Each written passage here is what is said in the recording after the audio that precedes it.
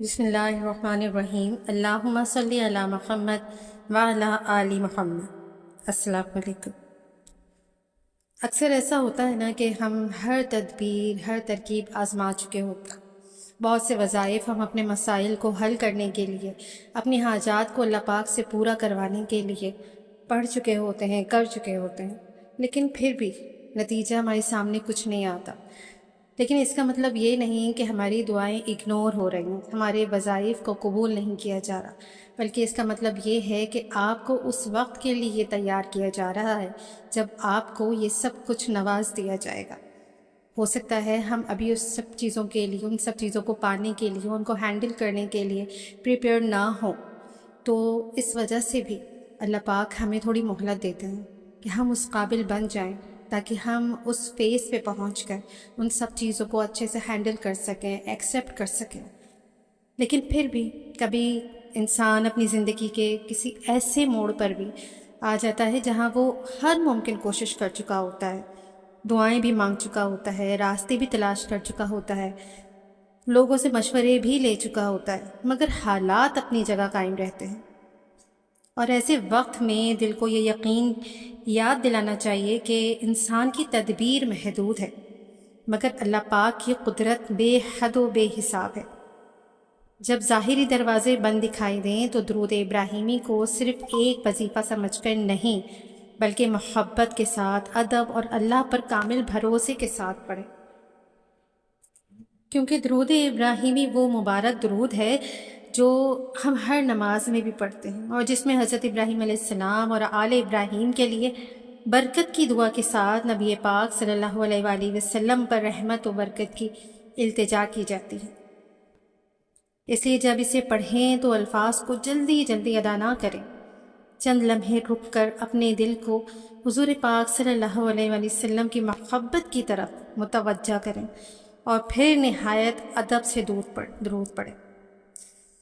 اگر آپ نے کسی مسئلے کے لیے بہت سی تدبیریں کر لی ہیں مگر ابھی تک راستہ نہیں کھلا، تو مایوس ہونے کے بجائے اپنی کوشش اللہ کے سپرد کر دیں۔ دل میں کہیں، یا اللہ، میں اپنی استطاعت کے مطابق کوشش کر چکا ہوں، اب میرے لیے وہ راستہ کھول دے، وہ دروازہ کھول دے جس کا مجھے علم نہیں۔ پھر درود ابراہیمی پڑھیں۔ مقصد یہ نہ ہو کہ بس اتنی چند تعداد آپ کو پوری کرنی ہے، بلکہ مقصد یہ ہو کہ میرا دل اپنے رب کی طرف پلٹ رہا ہے، اور میں اپنے محبوب نبی کا پاک صلی اللہ علیہ وآلہ وسلم پر درود و سلام بھیج رہا ہوں۔ درود پڑھتے وقت اپنی پریشانی کو بار بار ذہن میں دہرانے کے بجائے اللہ کی رحمت کو یاد کریں، جس ذات نے اندھیروں میں راستے پیدا کیے، سمندر میں راستہ بنایا، کمزوروں کو طاقت دی اور ناممکن نظر آنے والے کاموں کو ممکن فرمایا، وہ آپ کے حال سے بھی واقف ہے اور میرے حال سے بھی بے خبر نہیں۔ آپ کی میری خاموش آہیں، آپ کے آنسو، آپ کی بے بسی اور آپ کے دل کی وہ بات بھی اللہ پاک جانتا ہے جو آپ زبان سے بیان نہیں کر پاتے۔ درود ابراہیمی پڑھنے کا ایک خوبصورت انداز یہ ہے کہ ابتدا میں چند لمحے خاموش بیٹھیں، اپنے دل کو پرسکون کریں اور اللہ پاک کی نعمتوں کو یاد کریں، پھر درود پڑھیں۔ ہر بار یہ احساس رکھیں کہ میں اللہ کے محبوب صلی اللہ علیہ وآلہ وسلم پر سلام بھیج رہا ہوں۔ جب دل میں محبت، ادب اور امید پیدا ہوتی ہے تو عبادت محض الفاظ نہیں رہتی، بلکہ انسان کے اندر ایک روحانی کیفیت پیدا کرتی ہے۔ اگر آپ کسی حاجت کے لیے درود پڑھ رہے ہیں تو اس بات کو بھی سمجھیں کہ دعا کا مطلب اللہ پاک پر اپنی خواہش مسلط کرنا نہیں ہوتا۔ دعا کا مطلب تو اپنے معاملے کو اللہ کے حوالے کرنا ہے۔ آپ اپنی ضروریات بیان کریں، اپنی بے بسی بتائیں، پھر کہیں، اے میرے رب، اگر یہ میرے حق میں بہتر ہے تو اسے آسان فرما، اور اگر اس میں میرے لیے نقصان ہے تو مجھے اس سے بہتر عطا فرما۔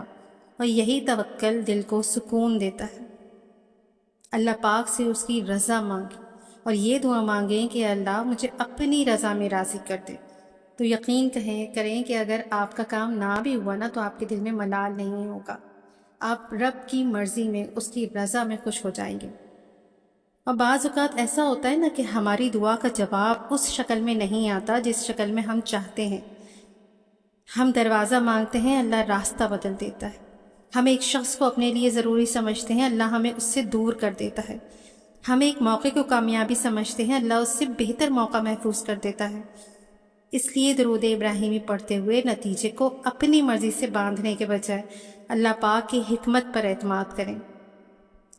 جب دل بہت تھک جائے نا تو درود کو اپنے لیے ایک روحانی وقفہ بنا لیں۔ کچھ دیر دنیا کی آوازوں سے الگ ہو جائیں، موبائل ایک طرف رکھ دیں، دل کی پریشانی کو اللہ کے سامنے رکھ دیں اور آہستہ آہستہ درود ابراہیمی پڑھیں۔ اگر آنکھوں سے آنسو آ جائیں تو انہیں روکنے کی ضرورت نہیں، لیکن یہ یقین ضرور رکھیں کہ سکون صرف تعداد سے نہیں بلکہ اللہ کے ساتھ تعلق مضبوط ہونے سے آتا ہے۔ کیونکہ کبھی کبھی ایسا ہوتا ہے نا کہ انسان کہتا ہے میں نے بہت دعا کی پھر بھی میری مشکل کیوں ختم نہیں ہوئی۔ یاد رکھیں اللہ پاک کی طرف رجوع کبھی ضائع نہیں جاتا۔ ممکن ہے دعا نے کوئی آنے والی مصیبت ٹال دی ہو، ممکن ہے اس نے دل کو مضبوط کیا ہو، ممکن ہے اس کا اجر آخرت کے لیے محفوظ کیا ہو، اور ممکن ہے کہ صحیح وقت ابھی آیا ہی نہ ہو، آپ اس چیز کے لیے تیار ہی نہ ہو۔ اس لیے درود پڑھتے ہوئے جلد بازی نہ کریں۔ اگر آپ چاہتے ہیں کہ درود ابراہیمی آپ کی زندگی کا حصہ بنے تو اسے صرف مشکل کے دنوں کے لیے مخصوص نہ کریں۔ خوشی میں بھی پڑھیں، آسانی میں بھی پڑھیں، صحت میں بھی پڑھیں اور کامیابی میں بھی پڑھیں۔ اب جو شخص صرف مشکل میں اللہ پاک کو یاد کرتا ہے اسے اپنے تعلق کو آسانی کے دنوں میں بھی مضبوط کرنا چاہیے، کیونکہ درود تو محبت کا عمل ہے نا، صرف ضرورت کا تو ذریعہ نہیں ہے۔ تو اپنی دعا سے پہلے اور بعد میں درود ابراہیمی پڑھنے کا اہتمام کریں۔ دعا کرتے وقت الفاظ خوبصورت ہونے سے زیادہ دل کا سچا ہونا اہم ہے۔ اللہ کے سامنے اپنے دل کی کیفیت بیان کریں، اپنی غلطیوں کا اعتراف کریں، اپنے رب سے معافی مانگیں اور پھر اپنی حاجت پیش کریں، اور آخر میں دوبارہ درود ابراہیمی پڑھ کر دعا کو اللہ پاک کے سپرد کر دیں۔ اگر آپ کے گھر میں پریشانی ہے، رزق میں تنگی محسوس ہوتی ہے، کسی رشتے کا معاملہ رکا ہوا ہے، مستقبل کے بارے میں خوف ہے یا دل کسی غم میں گرفتار ہے تو درود کے ساتھ اپنی عملی کوشش بھی جاری رکھیں۔ اسلام ہمیں تدبیر چھوڑنے کا نہیں بلکہ تدبیر کے ساتھ توکل اختیار کرنے کا درس دیتا ہے۔ درود پڑھیں، دعا کریں، جائز اسباب اختیار کریں اور پھر نتیجہ اللہ پاک کے حوالے کر دیں۔ اور یہ بھی بات یاد رکھیں ساتھ میں کہ درود ابراہیمی کو کسی مخصوص دنیاوی نتیجے کی یقینی ضمانت سمجھنا درست نہیں ہے۔ عبادت کا اصل مقصد کیا ہے؟ اللہ کی رضا ہے نا، نبی پاک صلی اللہ علیہ وآلہ وسلم سے محبت اور دل کی اصلاح ہے نا۔ جب انسان اس نیت سے درود پڑھتا ہے تو اس کی روح میں امید پیدا ہوتی ہے، اس کے اندر صبر آتا ہے اور وہ اپنی مشکلات کو پہلے سے زیادہ حوصلے کے ساتھ برداشت کرنے لگتا ہے۔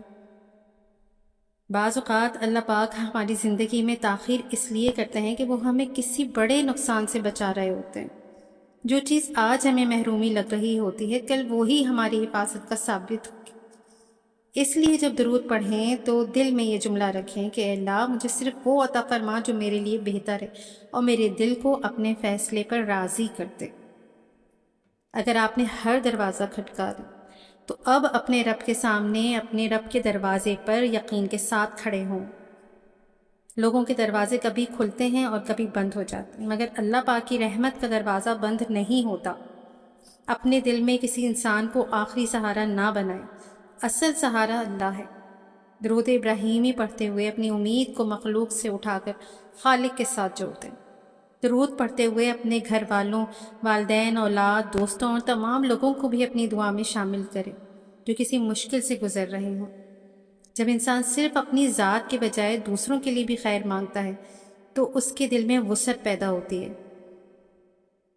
یا اللہ، آپ کو یہی کہنا ہے کہ اللہ پاک ہر پریشان دل کو سکون دے دے، ہر مقروض کے دل کے لیے آسانی پیدا فرما اور ہر بیمار کو شفا دے، ہر بے سہارا کو سہارا عطا فرما اور ہر جائز حاجت کو پوری فرما۔ جب آپ یہ ساری دعائیں تمام لوگوں کے لیے مانگیں گے نا، اور خاص طور پر پوری امت محمدیہ صلی اللہ علیہ وآلہ وسلم کے لیے مانگیں گے، تو فرشتے اس دعا پہ آمین کہتے ہیں جب ہم کسی اور کے لیے وہ دعا مانگ رہے ہوتے ہیں۔ اسی لیے کہتے ہیں نا کہ خیر ہی خیر کے الفاظ نکالنے چاہیے۔ اور اگر ایسا ہو کہ کبھی آپ کی مشکل حل نہیں ہوئی تو یہ نہ کہیں کہ میری دعا قبول نہیں ہوئی، کہیں میرا رب میری دعا سن رہا ہے بس اس کا فیصلہ میرے علم سے بہتر ہے، اور یہی یقین انسان کو ٹوٹنے سے بچاتا ہے۔ درود ابراہیمی کو اپنی زندگی میں ایک مستقل نورانی معمول بنا لیں، لیکن ساتھ نماز، توبہ، قرآن، صدقہ اور حلال اسباب کو بھی اپنی زندگی کا حصہ رکھیں۔ آج جب آپ درود ابراہیمی پڑھیں تو اپنی پرانی پریشانیوں کو ایک ایک کر کے اللہ کے حوالے کر دیں۔ ہر مسئلے کو اپنے کندھوں پر اٹھائے رکھنے کی ضرورت نہیں ہے آپ کو۔ دل میں کہیں کہ یا اللہ، جو میرے اختیار میں ہے مجھے اسے درست کرنے کی توفیق دے، اور جو میرے اختیار میں نہیں ہے اسے میں تیرے سپرد کرتا ہوں۔ پھر درود پڑھتے جائیں اور اپنے دل کو یہ یقین دلاتے جائیں کہ میرا رب میرے لیے کافی ہے۔ ہو سکتا ہے نا ایسا کہ آپ جس تبدیلی کا انتظار کر رہے ہیں وہ فوراً نہ آئے، لیکن آج ہی آپ کے اندر ایک تبدیلی آ سکتی ہے۔ خوف کی جگہ امید آ سکتی ہے، بے قراری کی جگہ سکون آ سکتا ہے، شکایت کی جگہ شکر اور بے بسی کی جگہ توکل پیدا ہو سکتا ہے، اور یہی روحانی تبدیلیاں ہیں جو انسان کو نئی طاقت دیتی ہیں۔ کر کے تو دیکھیں، آزما کے تو دیکھیں، درود ابراہیمی کو محبت سے پڑھ کے تو دیکھیں، اور اللہ سے صرف مسئلہ حل ہونے کی نہیں بلکہ مسئلے کے دوران مضبوط رہنے کی بھی دعا کریں۔ آپ کی اسٹرینتھ بہت زیادہ ضروری ہے۔ آپ کو اللہ کے قانون کو توڑنے سے، اس کو ٹوٹنے سے بچانا ہے۔ آپ نے کہیں ایسا کچھ نہیں کرنا ہے جس سے اللہ پاک کا قانون آپ کے ہاتھوں ٹوٹے، پھر آپ اسی شخص اور اسی چیز کے ہاتھوں توڑ دیے جائیں گے جو آپ نے اللہ کے قانون جس چیز کے لیے یا جس انسان کے لیے توڑا۔ اللہ پاک سے آخر میں یہی دعا ہے آپ کے لیے، میرے لیے، ہم سب کے لیے، کہ اللہ ہم تیرے سامنے اپنے دلوں کی تمام الجھنیں، اپنی خاموش پریشانیاں، اپنی ادھوری امیدیں اور اپنی وہ تمام حاجتیں لے کر حاضر ہیں جنہیں ہم کسی کے سامنے بیان نہیں کر سکتے۔